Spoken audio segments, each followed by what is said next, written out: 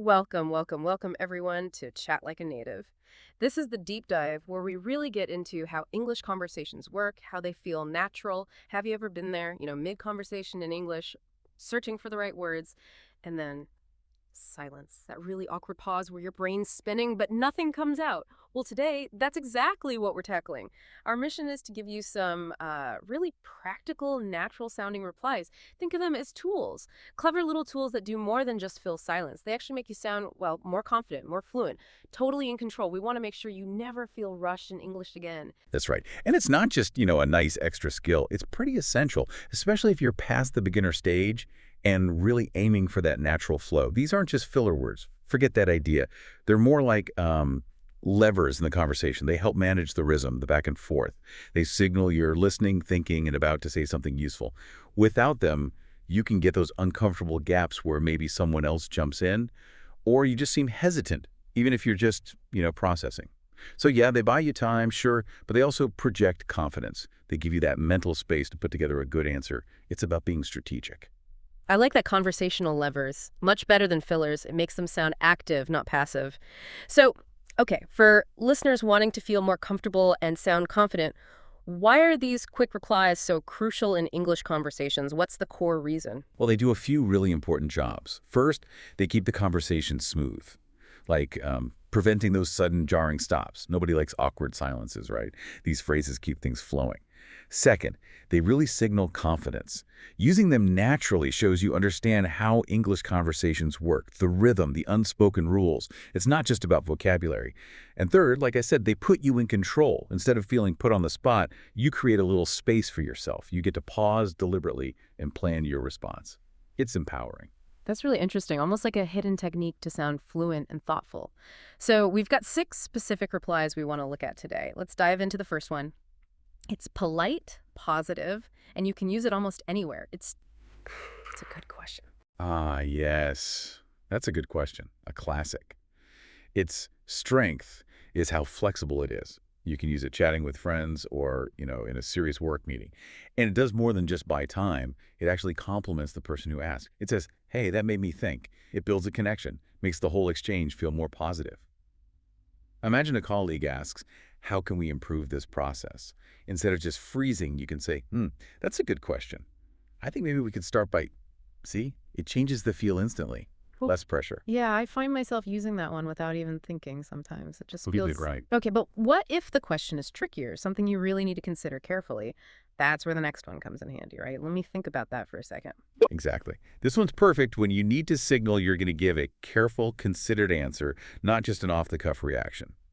It shows respect for the question, that it deserves proper thought. It works really well if someone asks for advice or when you need to be accurate. Like if someone asks, what's the best way to learn this new software fast? You could say, let me think about that for a second. I guess that's just starting with the tutorials and then trying small projects. But the key thing here is how you say it. Your tone matters. If you rush it, it can sound dismissive. But a calm, thoughtful tone, maybe with a tiny pause after you say it, that makes the thinking time feel natural and purposeful, not like you're stalling awkwardly. The delivery really changes everything, doesn't it? Turns a wobble into a confident pause. Okay, now sometimes a question isn't simple. You need more details before you can even start answering. That's where, well, it depends is incredibly useful, and it kind of nudges them to give you more info. Well, it depends. Oh, that's such a gem. It's brilliant because it subtly asks the other person to clarify. They might not even realize their question was too broad. So you're not just buying time for yourself. You're actually getting the specifics you need to give a good answer. It prevents misunderstandings. Like if a friend asks, is it easy to find a job there? Answering that directly is hard. Instead, well, it depends. What kind of work are you looking for? What's your experience level? It puts you back in the driver's seat and leads to a much better conversation. It's polite pushback, really. That makes so much sense. It stops you from guessing. Okay, phrase number 4. This one feels really genuine, quite honest. It can build trust, I think. I haven't thought about that before. Yes, I like this one too. It's powerful because it's honest. It's okay not to have an immediate opinion on everything. Admitting that makes you seem more human, more reflective. You can use it casually, and often professionally too, as long as you handle it right. Someone asks, if you could live anywhere, where would it be? If you're drawing a blank, you can say, I haven't thought about that before. Maybe somewhere with mountains. The crucial thing, a pro tip, is you must follow it up. Don't just stop there. Offer a starting thought, an idea you're exploring. It shows you're engaging with the question now, even if it's new to you. Keeps the conversation moving. Right. Don't leave them hanging. Keep the ball rolling.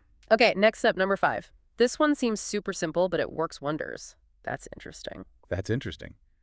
It's like the Swiss Army knife of replies, isn't it? So versatile. It can mean you agree or you're curious or just that you've heard them and you're thinking. The main benefit, it often encourages the other person to say more. When you say, that's interesting, they might elaborate, explain further, which gives you more context and, yes, more time to think. Someone says, some companies are trying a 4-day work week. You reply, oh, that's interesting. How do you think that would work in practice? What are the hurdles? It acknowledges, buys time, and deepens the discussion. It's like active listening and stalling rolled into one. Very neat. Okay, our final phrase. This one feels a bit more strategic, maybe even a bit of a power move. It's about asking a question back. Before I answer, can I ask? Ah, yes, this is a very clever technique. By asking your own question first, you subtly take control of the direction for a moment. It ensures you get the information you need before you commit to an answer. It helps avoid misunderstandings and makes your final response much stronger. For instance, someone asks, should we invest in this new tool? Instead of just jumping in, you could say, okay, before I answer, can I ask how much budget we're actually working with here? The important thing, though, is your question has to be relevant. Keep it directly related to their question. It shouldn't feel like you're just changing the subject or dodging. It's about clarification. Okay, so we have these 6 fantastic phrases, but just knowing them isn't enough, right? It's all about how you say them to make them sound, well, native-like and not robotic. Delivery is key. Absolutely. The delivery makes all the difference. First off, match your tone. Casual chat, be relaxed, warm, formal meeting, keep it polite, measured, maybe a bit more serious. Second, use natural pauses. Don't feel you have to rush right into your answer after the phrase. A brief pause after saying, let me think, actually reinforces that you are thinking, makes it genuine. And third, really important, mix it up. Don't overuse one phrase. If every single question gets a, that's a good question, it starts to sound insincere, even dismissive. Rotate through them, keep it fresh. Right, avoid sounding like a broken record. Got it. Yeah. And it's not just the sounds we make, is it? Our body language plays a huge role too, those nonverbal cues. Oh, massively important. These replies work best when your body language matches. Maintaining eye contact shows you're engaged, you're listening. A small nod can signal you're processing their point. Keeping your posture relaxed and open suggests confidence, not anxiety. Think about it if you say, let me think about that, but you're looking away, fidgeting, you completely undermine the message. You want calm, steady eye contact, relaxed shoulders. It all works together. That whole package really sells the confidence, even during the pause. And thinking about context, cultural differences must play a part here too, right? How these pauses are viewed. That's a really sharp point. Yes, culture matters. In many English-speaking places like the US, UK, Canada, Australia, these little stalling phrases are totally normal, even expected. They signal politeness, thoughtfulness, but again, tone is crucial everywhere. It depends. It can sound helpful or rude, purely based on how you say it. Friendly and questioning is good, flat and dismissive is bad, and formality counts. I haven't thought about that before. It's fine over coffee in a job interview.